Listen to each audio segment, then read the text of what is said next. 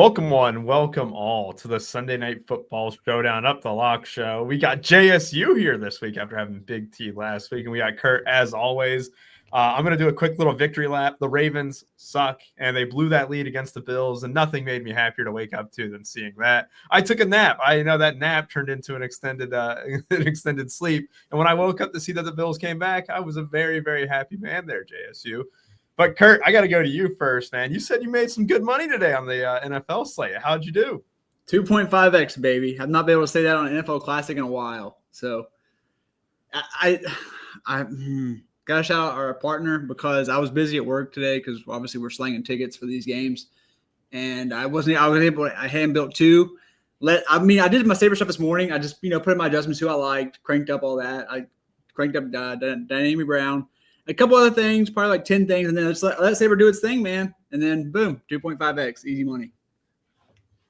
Absolutely. It is that easy to do Saber Sim. I actually had a good sweat in Showdown, and I did it realizing there was overlay in that Chiefs-Eagles game, and I built 25 lineups in 4 minutes. So it was a lot of good stuff. And, yeah, a lot of good times ahead. And Tyquan Thornton, baby. I mean, oh, my God. At the buzzer, bro. At the buzzer. Oh, okay. Hold on. Mahomes missed him once, too. Mahomes missed him once. It was the most tilting thing watching Mahomes just overthrow. I thank God he ended up making up for it and throwing that bomb because, my God, on the left side, he was butt naked, wide open. I think he had two defenders like either run into each other or the one who was supposed to take him like trip and fell. There wasn't a guy for 20 yards, and Mahomes threw it 15 yards past. I couldn't believe it. I literally couldn't believe it. He could have heaved that thing up in the air as high as he wanted to, and it would have still just dropped in Thornton's lap, and he would have walked in. That's how far away he was from everyone else. But yeah, he got there over. I don't know what Hollywood did. I assume Hollywood didn't get terrible. I was watching, but I didn't have Hollywood, so I tried not to think about it unless, you know what I mean? And I didn't really see him do really shit. So I saw him get a couple grabs, but that's the thing with those like low 8-out guys, those guys that are just like line of scrimmage and stuff like that. If they're not catching 8, 9, 10 balls, like you better hope they score a touchdown. And I knew the Eagles, it wasn't going to be easy for them to score a touchdown. So yeah, I talked up Thornton. He was the lowest projected of the three receivers, across the industry pretty much. And I didn't understand it at all. I was like, he is the perfect receiver for tournaments. So yeah, he was a good call. I was super high on Rome. I had a good team in that 555 milli, but had a couple. I had ASB, I had Rome, but I had Caleb on that team. Probably needed Goff and maybe one other pivot on it. I can't remember the other guy that kind of busted for. Oh, Chase Brown. I had on that team. He didn't do that great. And Jonathan Taylor frigging smash. So the 1v1 I was thinking about in that range, definitely got that one wrong. Yeah, no worries though. And you can get all those cores and playbooks and all the content that JSU and everyone else does here at Run for Your Sports by going to the website there and signing up. We'll go ahead and dive into the Showdown. Rubio, before we dive into, I did make a call on the Woods show. I pretty much guaranteed it, by the way. Plus 155 DK Metcalf anytime touchdown. Little tasty guarantee. I hope people hit that thing because that was about as easy as it gets. I had a nice little 4-team touchdown parlay that hit. Thank you, Mr. DK Metcalf. But hopefully some people hit that because that was some easy money right there. Oh, yeah. You know what was funny, too? I think Aaron Rodgers always kind of wants to make it, worthwhile for his guys, right? And I think that was a sign that's going to go a long way in that locker room where it's like, hey. Bro, do you remember that the last big year with Devontae Adams in Green Bay? And he would just, every time they got to like the 2-yard line, he would just fake the run and throw it to him. Like quick slant, quick out, like every single time. It was the best ever if you played Devontae Adams that year because you always got the goal line touchdowns. Oh, absolutely. It's good to see. We got a great game tonight, too, on the horizon. We got the Falcons taking on the Vikings in Minnesota. It'll be J.J. McCarthy's first home game in the NFL. They had a slight change in personnel over the last week. Darnell Mooney missed week 1, and it was Casey Washington who played a ton of the snaps. And Casey Washington is out with a concussion this week, but all is good because Darnell Mooney will immediately slot into that same role. So should be looking at more of the same for both of these teams. There is one thing I kind of wanted to address too. The running back situation in Minnesota was almost a pure 50-50 split with Jordan Mason and Aaron Jones. Aaron Jones is more of a factor in the pass game, and we saw him catch a long one from J.J. McCarthy to score. And also, I think he had another long target down the left sideline earlier in that game as well. While Jordan Mason, it felt like he was taking on the brunt of the carries. One other thing I did want to mention, too, Jalen Nailor played a significant portion of the snaps as the wide receiver, too, while Adam Thielen was in that slot role and didn't play a ton. I think 57% of the snaps, right? Which is going to be fine tonight at 4,800, but Nailor is going to get a little bit more work at just 4K. Trying to think if there's anything else. Drake London looks to be a full go today. There's no worry about that shoulder injury that kept him out of the final drive against Tampa. But yeah, I think that's about it. Now we can go ahead and dive into the quarterbacks here. And more specifically, you got Michael Penix taking on J.J. McCarthy, 2 young quarterbacks, both in that same draft class here, Kurt. I'm going to start with you here. DraftKings priced down the quarterbacks on this slate. All right, $12K for Bijan, $11.8K for Justin Jefferson, $10.4K for Drake London. And then you finally get to the quarterbacks at 9.6 and 9.4, with Penix being 200 more than McCarthy. What are you doing with the quarterbacks here, Kurt? And what's your interest in the captain level for them? Yeah. I had to mute. Sorry, getting out here. Strike one. Yeah, that's true. I didn't do any last week, though. But with J.J. McCarthy's wheels, I mean, I think he's definitely got to be in captain consideration, especially since this improved Atlanta D-line. Going to make him scramble a little bit. I think he got more comfortable as he started doing that in week 1, his first start. Penix, he spreads it around enough to where you can make him captain viable too, plus with the pricing. I like both the quarterbacks today. I like Penix more just because, like I said, the Atlanta defense has improved. I can see J.J. playing a good game, but maybe not playing a great fantasy game like he did last week. So I'm going to go Penix. Both are captain viable, but I'm going to have more Penix. Yeah, I like that. I think I'm going to have more Penix as well. JSU, we saw J.J. McCarthy struggle for about 35 minutes against the Chicago Bears. Might have been a little longer with that pick 6, but then he just came alive there. And he finally started to find Justin Jefferson, right? That was the big thing. Justin Jefferson was rarely targeted in that first half. Then he was also able to make some big throws and big gains with his legs. Who are you liking between the two tonight? And again, captain or not for either of them? Yeah, I don't think I'm going to play either of them in the captain tonight. I'm not huge on Penix. I do think Van Ginkel being out is a big loss for that defense and the Vikings. But the McGarry loss on the O-line for the Falcons is a massive issue for Penix. And against a team that brings heat, I think Penix is going to have some turnovers. Now, that doesn't mean he can't still have a big game. He can easily still have a big game. But I think I'm going to stay away from him in the captain, and probably JJ too. I like some of the skill guys in the captain more. And I think that, JJ's a perfect flex play. I mean, you talked about the pick he threw. I kind of throw that out because if you were watching the game, it was like the clock was running down. They got the play in late. They did everything late. They got to the line late. There was like 3 seconds left. So then you saw him just like stomp his foot and clap his hands really fast. And like, if you're a defender, you kind of probably knew he wanted to get rid of that thing quick. And he threw it. The guy jumped the route and he threw it right to him. So his only real mistake, I kind of throw that, out from the pick 6 side. But yeah, I mean, I liked what I saw from JJ, and I liked what, AP or, Kevin said at halftime about getting him in better spots to make plays. And he did. Now he gets, another home spot. Like, I think he's going to be very comfortable against Atlanta, who doesn't get pressure or struggles to get pressure at times. I think he's going to be fine, but I'm going to stay away from the captains. I like that, JSU, and I already know who you're going to pick on the game because, I mean, you made it pretty obvious there. Let's go ahead and address that, right? Let's go ahead and hear why. You already kind of mentioned it with the quarterback situation, but you must be full-blown Viking stacks tonight, right? That's what I'm going to assume coming in here, right? I am. I have my DK had that $1,000 survivor pool. I got one spot in it. My survivor pick for this week was Minnesota. So I'm in on the Vikings. I bet the Vikings. I think it's a good spot for them. But, at the same time, I could see how this game could also have points. You know what I mean? Just on both sides. I just think in the end, the pressure and Brian Flores is going to be the key to the downfall of the Falcons, like ultimately with their defense. He did it with Caleb Williams in the second half.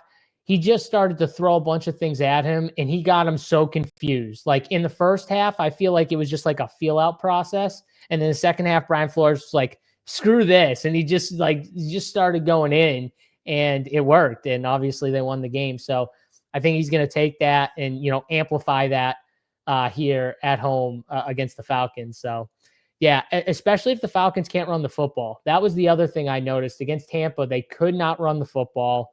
Minnesota did a good job stuffing Chicago, running the football. If you make the Falcons one-dimensional, that's also trouble. So that's another reason why I'm going to like the Vikings defense. I'm going to like the Vikings to win this game.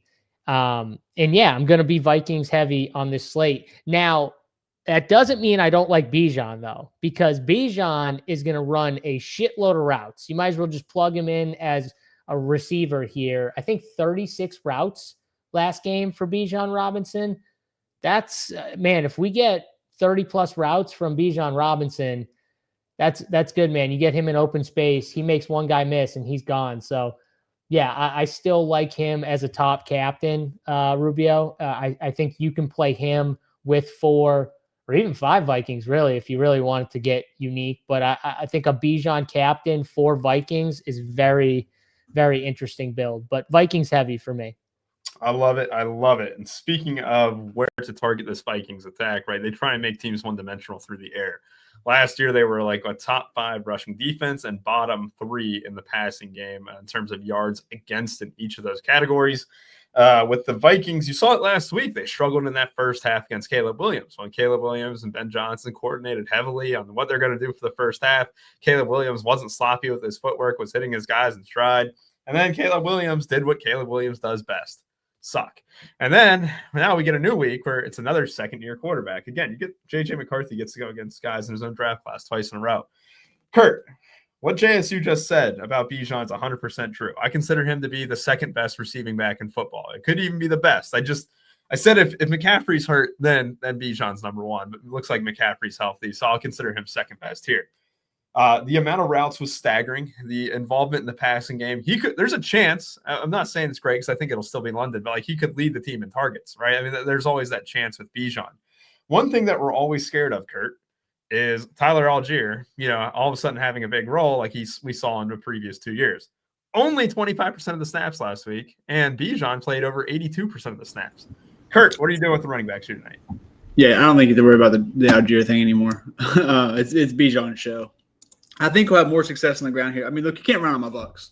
No one's running. You're not running on B of A. I'm not saying you can run on who's the awesome guy there that used to be Miami's coach? What's his name? Flores. Yeah, Flores. I mean, I'm not saying he's like someone you absolutely gash on the ground, but I think there's levels to this, and the Bucks run defense is the top tier level. So I think he'll be able to have more success on the ground here. And if he doesn't, he takes a swing pass, does one move, he's gone, bro. Like, I'm treating him like Saquon for all these. Oh my God, I think I just put his name right for the first time. Let's go. Okay, yeah. That sounds Saquon? I finally said it for the first. I said it right for the first time. I always want to call him Shaquan. How do you normally say it? Shaquan, because I went to we played sports growing up. The kid named Shaquan. So okay. I did it right this time. I'm so proud. I gotta shake that. He only had to win a Super Bowl, everything else, run for jump over someone backwards. Yeah, right. Jump over someone backwards. Yeah, Kurt finally did it. Right. So yeah, I mean, Bijan treating him like Saquon the rest of the year. Just plug and play. If you can make him work as the captain, if you like it, do it. I just don't see a reason why to ever fade. Even if you want to do the out year narrative fall in the end zone, I'm not even playing that one anymore. And the other side of the ball, I mean, I just think the price curve, I don't like this attack at all. Like you said, the splits were 50-50 last week. They're priced to where I kind of wish they were a little bit cheaper just because it's gross. And maybe you get lucky, but I'll probably be fading this situation. Just hope to God that no one surpasses 12, and it's not enough as far as being optimal. Yeah, I mean, there's a chance. Bijan or die, baby. Yeah, there's a chance that could happen. I will go ahead and play devil's advocate with you here, Kurt. If you're going to use Saquon as the example, he's been absolutely cheeks through the first 2 weeks of fantasy. Oh, he really has. He really has. He just has. If Bijan can do that against the Bucks, like, I mean, your floor is just so high, dude. It's very funny that you mentioned that Bucks matchup because Vita Vea. Well, okay, look here. Like, he doesn't have Hurts still on the goal line. Penix does not want to run the ball. Penix is terrible. Ever since he tore his ACL in Indiana, Penix does not want to leave the pocket. Did you see him run the football at the goal line and dive? And he can't even dive. In years is and he had to because he knew the fucking game was on the line, obviously. But bro, they took everything in that moment to make him run, so that also helps. The game was on the line, and he still kind of like let up with the dive. He didn't try and actually. He like dove from way too far out, like and totally whiffed. Yeah, it's hilarious. Totally but yeah, I mean, you're basically getting Saquon without Hurts doing all the tush push shit, right? Like, or like it's flat out Hurts running all over the place and like extending plays and. Yeah, I mean, give me Bijan on the floor. You don't have to cap him if you don't want, but I'm just plugging and playing the rest of the year. Yeah, I think that kind of goes into what I'm probably building at. I'm in between because it's really tough. If you want to play both quarterbacks, it's really tough to get London, Bijan, or London, right? Fade London. I fucking hate London.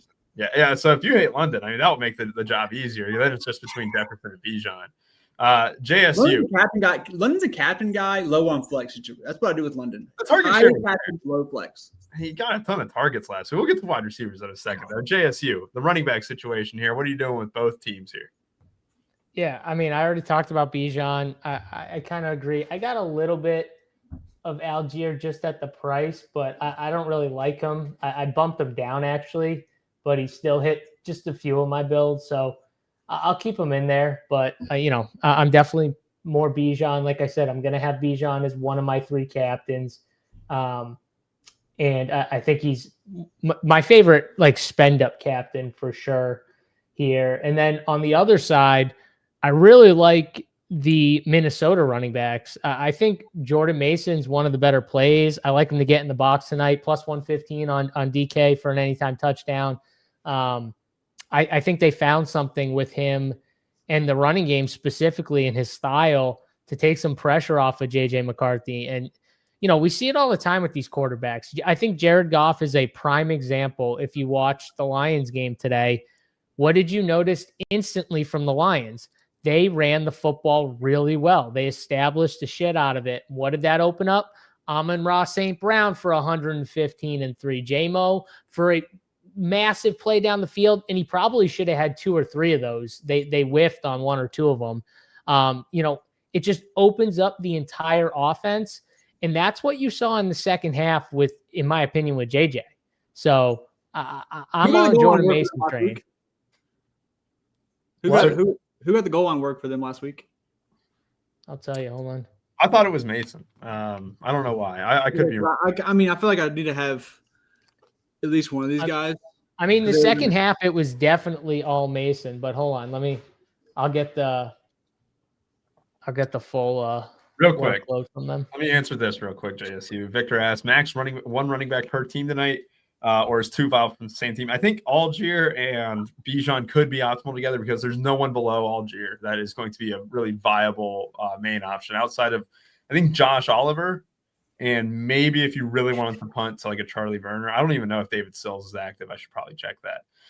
But yeah, I think that's the only combo. I wouldn't do Mason and Jones together because then you're basically paying like $14K for an RB1 combined, which I'm not doing. What, playing them together? Yeah. Yeah, let me see. Do I have any of them together? Let me see. Because I don't love it, and I did bump them down, but I want running backs. I wonder if I don't think I do. My main team fit Jordan Mason really well. And then I was like, oh, man, what if I punted captain with like Naylor and stuff? Then it fit Aaron Jones really well. And I don't want to – I don't like it. I just don't. It's like a gross, I think I'd rather have Mason though. Like I think I would just rather have Mason. And if you think the Vikings are going to lead JSU, I mean that might be more work for him too, because Jones, he's always been a capable receiver out of that backfield, right? Where he went 8 for 23 on the ground, but he had 3 for 44 and a tutty through the air. And That's not a shock to anyone if that's the case, right? So if you're thinking of a leading script, I think it's going to be Mason here. Right, exactly. If you think they trail, then I think you like Jones more. But if you think this is close, then it's Mason for sure, from what I at least saw in that game, especially the second half of that game when they were down and they were still running Mason in that second half. And that kind of tells you everything you need to know when a guy who you expect to be in more in a trailing script than Aaron Jones is actually in less because of Mason. So I'm all in on the Mason train here. And just for, do they have any so snaps? So the snaps inside the 20, so inside the red zone, Jordan Mason had 7 out of 7. All right, that's more than enough to convince me on Jordan Mason. I'll say that. I think I'm going to be fully buying in on my guy, Jordan Mason here. Because remember too, they weren't like moving the football in the first half. Like in the second half that was when Jordan Mason, they started to push him more. So it makes sense. Correct. All right, let's move on to wide receivers here. Big news with the wide receivers, obviously, is that Darnell Mooney's back. And we already addressed that. I don't think the snap situation is going to change much for Atlanta because Casey Washington is out after basically playing the Darnell Mooney role last week. As for the Minnesota Vikings, I mentioned how Thielen played about 57% of the snaps. Someone mentioned it here a little bit earlier. And it was, Brandon Kent mentioned that Thielen ran over 60% of the snaps or routes last week too, which is fine. Yeah, that's very fine.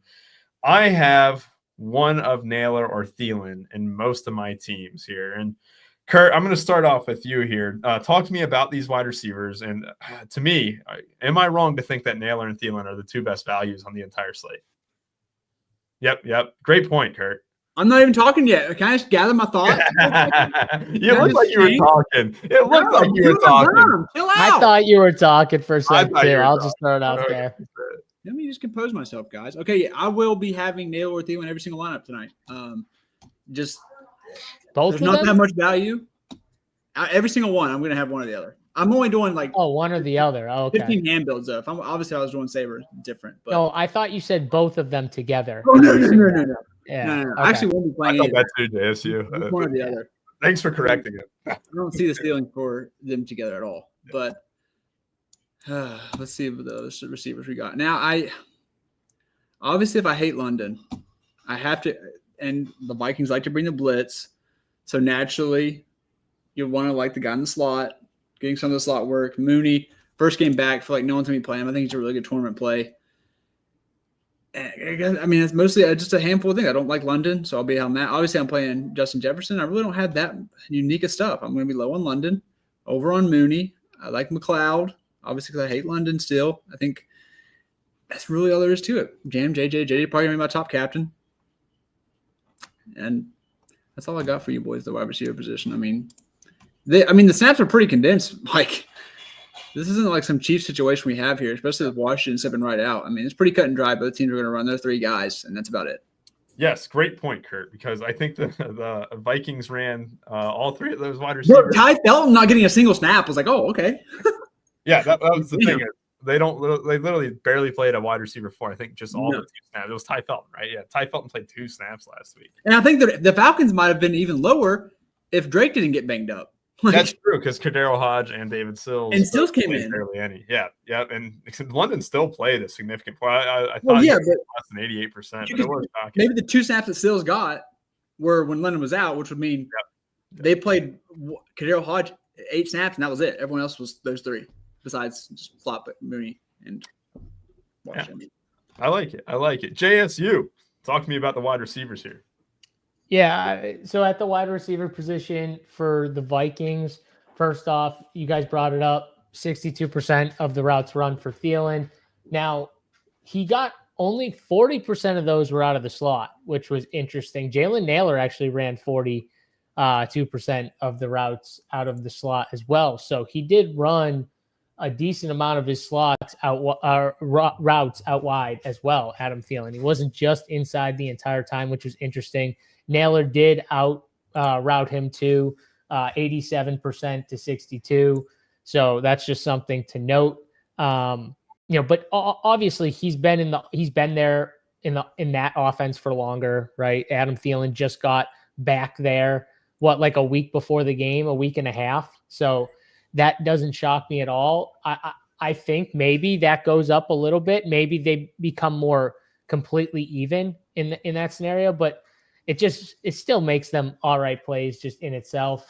I agree with Kurt though. I don't want like both of them in my builds here. So I would probably stick to just one. The Atlanta side though is interesting because I definitely want at least one of the wide receivers on my team. I really like Ray McLeod here on the inside. I think this game sets up for more short, get the ball out quick type of passes with how much pressure Vikings probably send at Michael Penix. I think that sets up really well for someone like Ray to volume up here. So I like Ray a little bit more here. Drake London's fine too. I got a decent amount of him. But I want at least one. That's one rule I made with my Sabre builds was I want at least one of those three guys at the wide receiver position for the Falcons. And, I'm jamming Jordan Mason. Trying to think anything else with the wide receiver position. I mean, that's pretty much it. Like that was my main rule is I want at least one of those guys. And I got a bunch of Ray. So that's a bigger stand, I guess I'll be on. Yeah, I'm actually about to run my teams in Sabre here very, very shortly, and I'm curious to see how much Naylor I get. I got him bumped up a decent amount, right? I think I had him at like 888s or whatever, which was a couple points higher than the industry. And I got Thielen up there as well. I think Thielen's projection was pretty low across the board too, which I don't know. I mean, like you had him in his first start with a new quarterback last week on a new team that obviously hasn't played for in years, right? He was very good with Carolina. I expect that talent to return at one point.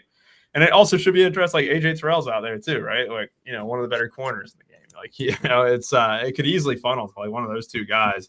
The Falcons have defended tight ends pretty well in the past too, just going back to last season. Both these teams kind of, a little bit average to above average against the tight ends here. JSC, I'll go right back to you though. Let's go ahead and talk about Hockenson and Pitts. Pitts, obviously a very, very popular talking point, right? He actually had a great game last time out, which is like one of the first times that you can say that. What are you doing with both tight ends here, though? I'm very low on both tight ends, and I'm gonna be, like supremely low. So if they go off, I'm not gonna win, and I just know that going in. But Kyle Pitts, he went off. But it also had to do with the fact they just had no one else. And yeah, if Drake London gets hurt and, Darnell Mooney goes out with a shoulder injury, yeah, Kyle Pitts is going to get volumed up because they will literally have no one else. But with all those guys there, I'm going to take the shot that, Kyle Pitts goes back to doing Kyle Pitts things, which means not scoring as many fantasy points as we want. And that means me not playing him in my lineup. So, yeah, I will be very low on him and very low on TJ Hockenson, not really in on the tight ends on this slate. I like it. And Kurt, what are your takes on the tight ends here on this slate? Hold on, this kicked me out of DraftKings, but I'm kind of the same. It's weird. I don't like the price point, and I'm not falling on them, but I still, with the way Flores brings pressure, I think there is some value in Pitts 4 catches, maybe no yards, maybe like 4 catches, like 30 yards, no tud. It's like plus 120, I think, on DraftKings. I don't mind 4+. What do you think about that? Just because the pressure's going to be coming. I know Mooney's back and stuff like that, but maybe he's come. I mean, Penix was freaking slobbing this guy all training camp. So maybe he does have some type of rapport with the guy, so he's comfortable being his security blanket. So that's all. I don't love him. And Hockenson, Atlanta has great safeties and their improved defense. Maybe we're going to wait one more week for the Hockenson big game. Yeah, I think it'll be another week for the Hockenson big game as well. One question that we had here was, what's your thoughts on Tim Jones? My thoughts on Tim Jones, they only ran 3 wide receivers for the most part. And Ty Felton, I think, was the 4th wide receiver. Only got like 2 snaps. I don't expect that to change once again. And they were also in a trailing script that game too. And if they are leading, you could probably see a little less 3 wide receiver sets even, and maybe more Josh Oliver pairings with Hawk. So I'm not going to be playing too much Tim Jones. If there was one punt I am going to just fiddle with, it's David Sills. But even then, I'm probably looking at a 0 down the barrel in any lineup that has him. It's just about unlocking those builds and maybe hoping for a fluke catch his way. But he did get snaps last week. He got, same situation in terms of personnel, just number of bodies. So, yeah, that'd be my only punt, really. Him and who's the other? Charlie Werner is 600. You're at least going to get 40% of the snaps. Will he be blocking on all those? Yeah, but he'll be out there. That's about it.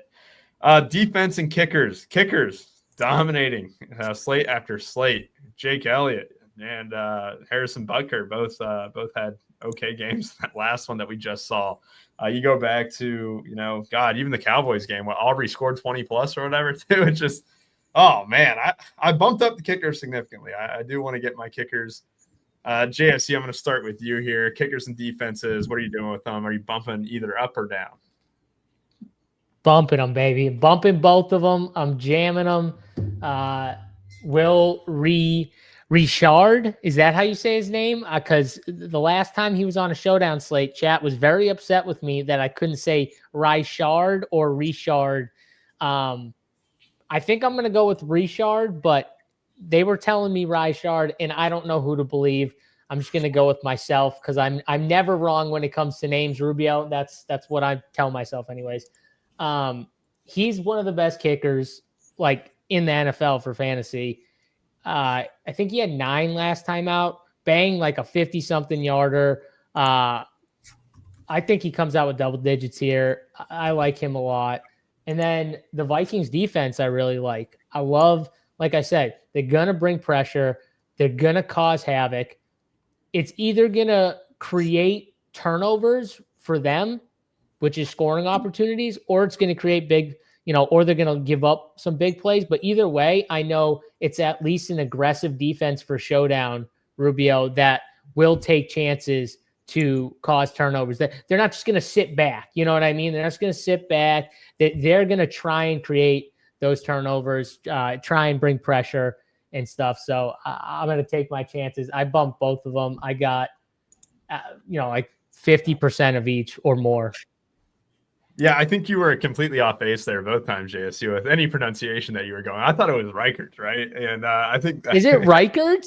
I just thought it was Reichert. Yeah, and we got people with Reichard, right, or Reichard or Reichert. I don't. You know what? I don't think any of you guys actually know the actual pronunciation. Reichard sounds right. I'm calling the whole chat out right now. Bro. Listen to Tarico tonight, all right? Listen to Tarico say it, and then make some notes. That's true. He's on point with his.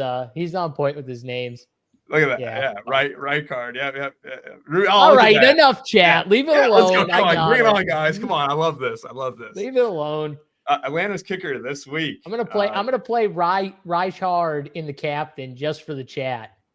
What? The Bama guy. Oh yeah. He's from Bama. He missed a big kick at one point, didn't he? He missed a really big one against somebody, but he came back from it and ended up being. But right, Vincent or Jermaine. All that matters, Kurt. He's got heart. Jermaine, yeah, I'm pretty sure he missed a big one, then came back and made a big one.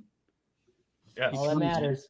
He did. John Parker Romo is Atlanta's kicker tonight with Young Ho Koo out. What do you guys think about the build tonight? I think I'm at 11 now, and it's not getting it. I mean, I don't know. It's actually not that.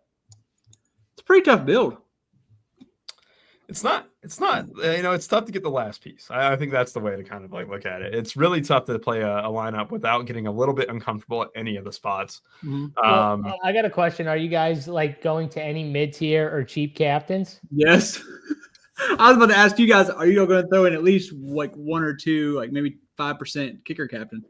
I like this Penix. I know it's never optimal, but yes.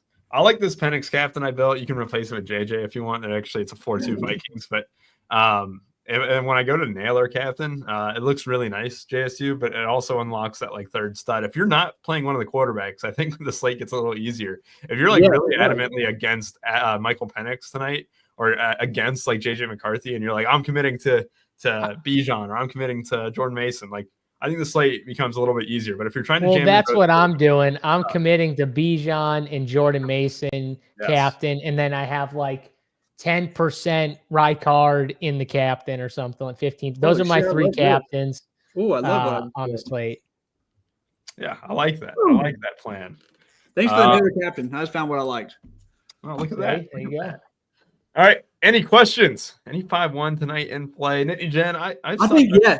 I think the 5-1 is the move. That I think you take a stand that one of these teams balls out because it makes the build so much easier when you do that. I think 5-1 is the build tonight. I will just say I personally am someone who almost always fades 5-1s. Me too. I'm not fading 5-1s tonight. Boom. I never play them. But I don't have that many builds. But I will say I have a few 5-1 builds tonight. They're all Vikings 5-1 builds. Just throwing it out there too. So I like it. I can get on board with that. All right, I'll get on board if you guys are. Now you want the porn bot back in here. I got it. I got it. Got on the spot. Let's go. Let me go ahead and just take any questions that you guys have. I'm gonna be uploading. I got some lineups with no QBs. Yeah, I got some. Yes, just a couple. So cheap. Yeah, they're too cheap. Yeah, but they could also have a good game, good real life game, and good score like 15 fantasy points. That's fair enough. I'm literally talking like 2, but that's gonna be unique, Rubio, because they're too cheap. But what happens when they both throw out duds? They're just it's going to be unique. There's no really scrubs. I'm playing Warner though in a couple. Yeah, I think below Algier, I think Oliver will get the 45% of the snaps. Warner will get the same. Oliver's not that cheap. I mean, he said below Algier. Yeah, but Warner's $600 and he's playing just as many snaps as Oliver. So a little trap. Warner anytime touchdown. Oh God! Yeah. Don't get Kurt excited here. Tim Jones anytime touchdown. You going there? Oh my God! Oh my God! Yeah, no, that's gross. I wouldn't do that. Taylor anytime touchdown though, plus 425. I got 8% Jalen Naylor captain. 8% Jalen Naylor captain. I think if he scores, I think he'll be the optimal path. I really do think that. The more I look, I really like that Penix captain. You can replace it with McCarthy, but damn, it looks good. I like that. I mean, I like Jalen Naylor. I could totally see Jalen Naylor getting there. I'm gonna get a long shot anytime. Get it. Did he just leave? Oh, I was gonna say, give it to us. What are you doing? Let's go 12-1, Kadero Hodge, baby. And the J slice. I do not have Jalen Naylor in that main, in that one that I just built with Naylor captain. I don't have Justin Jefferson in that one. My bad. Oh my God, yes. I went Hodge just because he's the guy that got the game winner against the Bucks last year. Oh, it was so painful. Also, shout out to yes, go. You go. All right, K Fallick winning $16K today. Oh shit, Kevin! All right, put it in the chat. Who did he play? Who did he play? You know what? Let's pull up the lineup. The lineup got posted. I'll find it. It might take me a little bit of scrolling. While you pull up the lineup, I always throw in one anytime touchdown parlay. I'm going Jordan Mason, the Vikings defense, and Bijan Robinson, 27-1. My anytime touchdown. He played Russ. Oh my God. He would play Russ. He had to play golf. I bet he played golf. That's what my best line. No, he had to play Russ. He had to. Bro, that is such a Kevin play. It totally makes sense. No, it was an afternoon slate, believe it or not. Afternoon slate. Oh, I believe it. He played Troy Franklin. Yeah, because he's high on him like I am. And Tyquan Thornton and smart man. And Jonathan Taylor. Man. Yep. And the Cardinals defense too. So that makes sense. That's like enough build. He probably had Bo Nix or Daniel Jones with Mahomes. What? With Kelsey and Thornton. Wow. Good for K Fallick. Yeah, it's funny. That late slate looked way more disgusting than the early slate. If you were to look at the early games, it absolutely nuked. No one on that late slate outside of Tyquan. Tyquan's actually finished in my best Millie lineup, JSU. It gave me a top 1% finish, believe it or not. Oh, wow. Yeah. I mean, I believe it. I got bumped up $300 or $400, and I couldn't believe it how. And then I looked at it, and it's Tyquan with, I think, a Wandale team or whatever, and Neighbors. I had double giant stacks, but they were with Trevor Lawrence. I had too much Brian Thomas Jr. today, but Bro, I had so much BTJ. I'll say it real quick. Brian Thomas Jr. made a few business decisions today and also sucked. And, Trevor Lawrence did him no favors. I don't want to, just say that Brian Thomas Jr. was terrible. It's, he was. But he had a drop that probably he could have backed himself into the end zone. And he had a couple balls that were thrown high over the middle that he did not go for. And well, the thing is, I'm going to keep jamming this Jags offense because Liam Cohen, you can just see it. Like, there's stuff there. I mean, obviously they played the Bengals today, but like, Liam Cohen is just he's a dog, bro. The problem with that offense, and I'll just say it, it's gonna be a different guy. Today it was Diami. The next week it could be BTJ. It could be Parker Washington, Travis Hunter. The running backs, they played 3, mainly 2, but they play 3 still. Byshell Tootin took one of those touchdowns. That was an easy touchdown, by the way. It was a design screen pass. That move was nasty. That move was nasty. But Etienne still did fine, though. Etienne still scored. Like, my point is there's just so many guys. That's why I was like, they're a perfect best ball team. They're actually like the worst DFS team because there's just so many. But if they're priced right, like in GPPs, I'll just keep rotating the stacks. If they're priced right, they start pricing them up. It's like, oh, fuck this. They will though. I think they took a while for the Bucs last year. He kept Mike and everyone down there for way too long. It took till like week 6.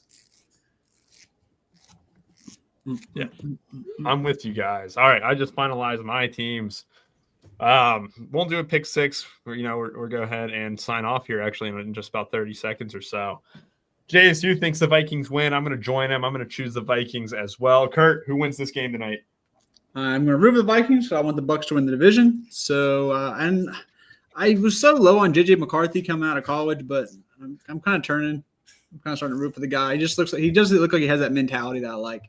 Just that dog, bro. Sadly, he looks like he's got that dog in him. Why is it sadly? Because I'm an Ohio State fan. That's why. Because what? I love Ohio State. I thought he would be absolutely shit. I'm not gonna lie. I thought Chase McCarthy. I did too. Like he's not good. Like he's like it's all mentality for him because he is not skilled whatsoever. Besides maybe scrambling. The way that Harbaugh basically was on his knees for him every single Saturday. I got so frustrated by it. But wait until that team gets Darisaw back too. They're not even fully healthy. Wait until that team gets there. That offensive line is going to be so damn good. And if you give that man a good offensive line and a good running game, he's gonna look good with the coach. Like exactly. I think that's another thing. Like being able to develop by O'Connell was huge. Exactly. He gets the nut coach. He's going to have a nut offensive line. He's got one of the best receivers in all of football. And he's got Jordan Addison, who as a 2 is one of the better 2s in all of football. That he's set up, man. This kid is definitely set up when they get all their guys back. Thanks. 100%. Let's go ahead and get out of here and turn on to see how Rubio. You're not fooling me, buddy. What? You're not fooling me. I'm watching you, buddy. What? I got my phone here. No, you started talking right before you unmuted that mic. I'm watching. No. Tell him, Kurt. Get on him, Kurt. Tell him. That's bullshit. No. Let's see how Tariq go ahead and pronounces Reichard here in just a second. We got to get off for that one. All right, guys. Everyone have a great rest of y'all's day, and bye-bye.